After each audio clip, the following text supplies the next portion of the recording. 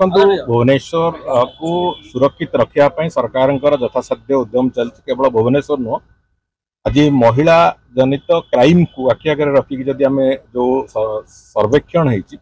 गत वर्ष मान तुलन 2024 मसीहा हो कि 2025 मसीहा हो संख्या अपराधर संख्या निश्चित भाव में बहुल भाव में कमी तेणुक जो काँ भाँ घटना को लेकिन कौटी जो भाई भाव में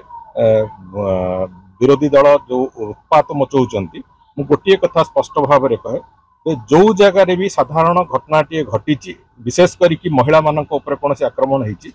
सरकार तुरंत एक्शन नहीं पुलिस विभाग तत्परता देखी दोषी को गिरफ्त कर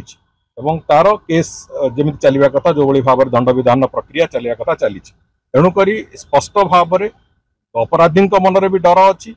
आम आशा करवा आहरी अधिक रु अधिक आम महिला मानक को भाव में सुरक्षित रखा जहाँ पदक्षेप नवा कथा सरकार से तत्पर अच्छा।